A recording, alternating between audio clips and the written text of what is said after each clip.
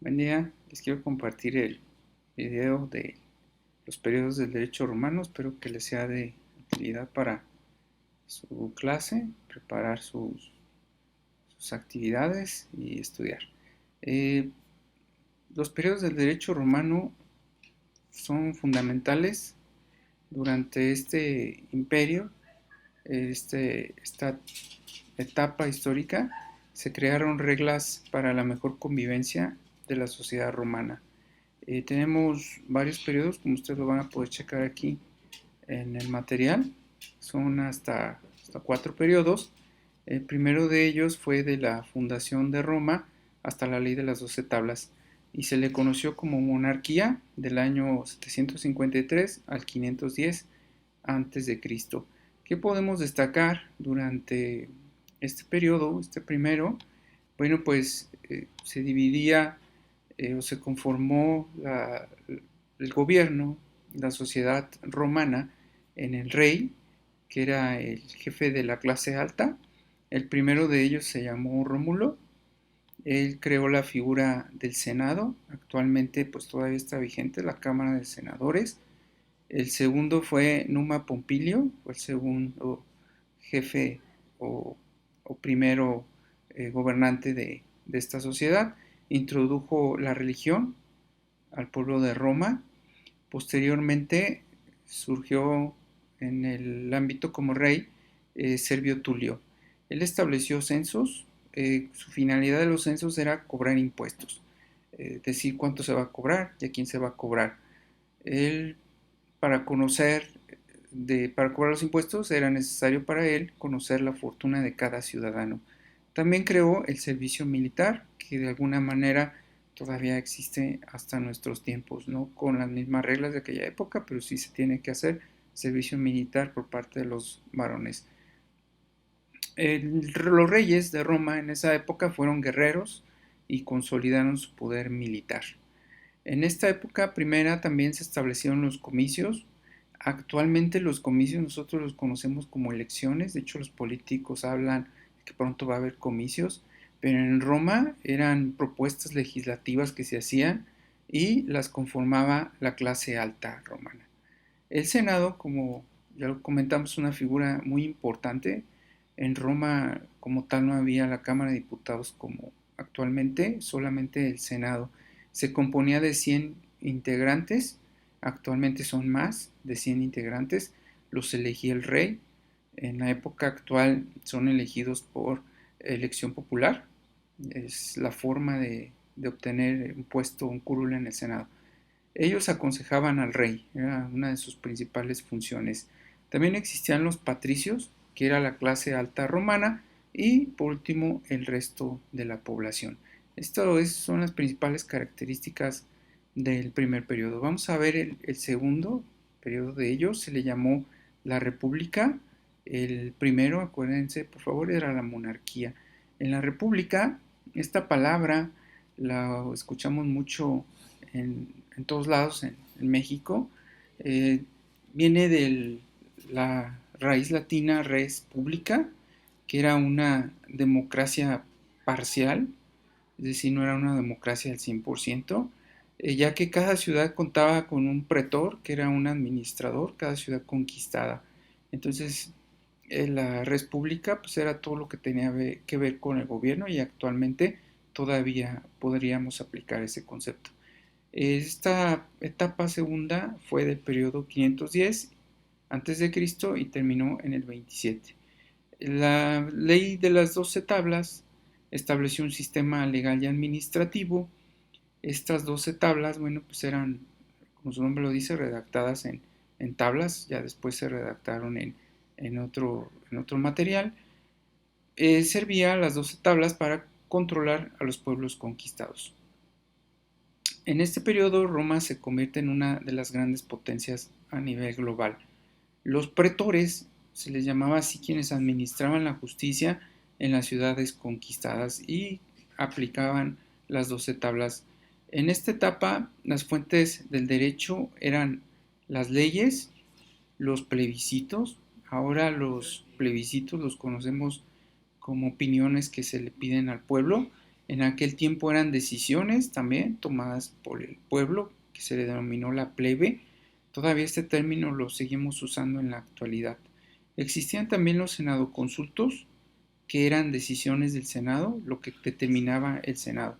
Los edictos, actualmente existen los edictos, pero los conocemos en otro ámbito porque los usamos cuando no se puede notificar a una persona judicialmente, lo mandamos citar por edicto, son publicaciones en los periódicos oficiales y en los de mayor circulación, cuando no localizamos a alguien a quien demandamos. Y en aquel tiempo eran reglas de los pretores, reitero, los pretores eran los administradores de los pueblos conquistados y que administraban esas ciudades.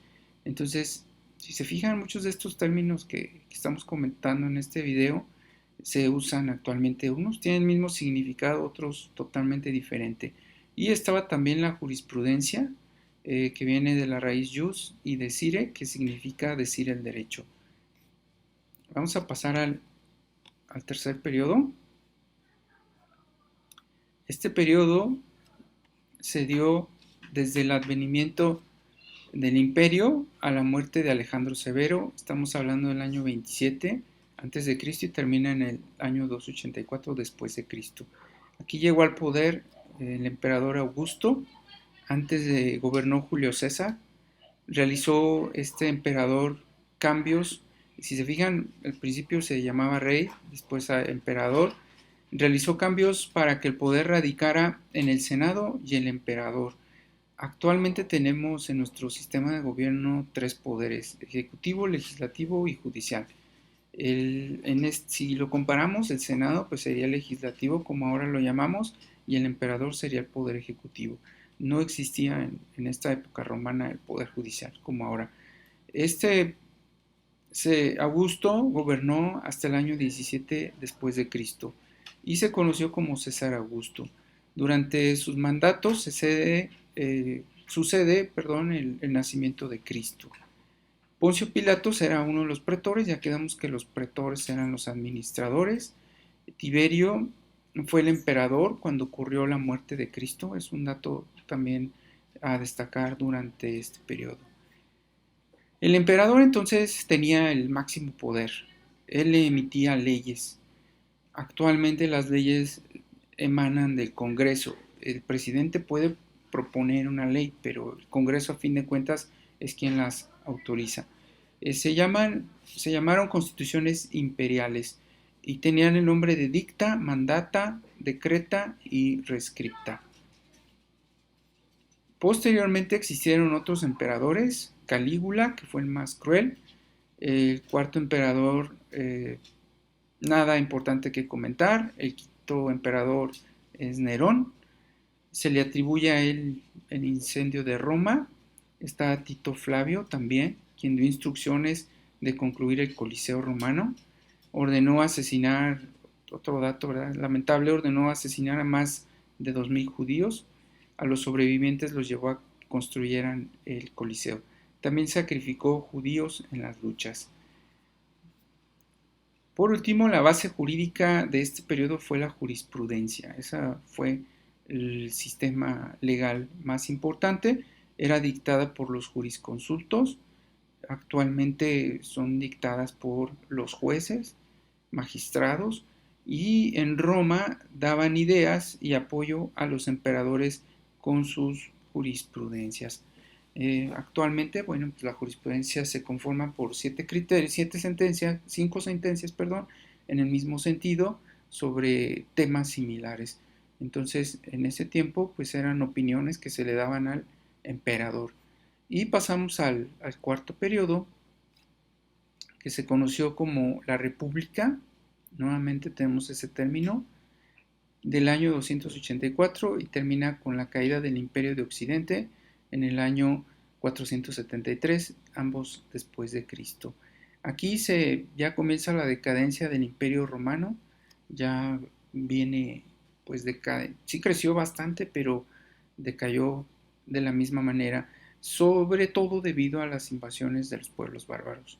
En el año 330 el emperador Constantino trasladó la capital de Roma a Constantinopla, hoy es Estambul.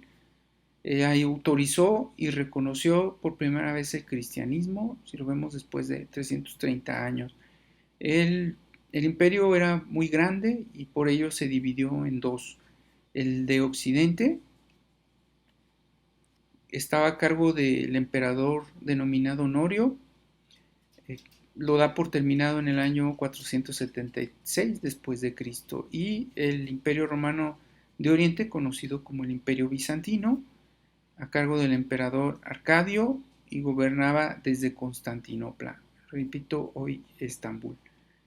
En materia jurídica, durante este periodo se crearon códigos, tales como Gregoriano, Teodosiano y muchos más.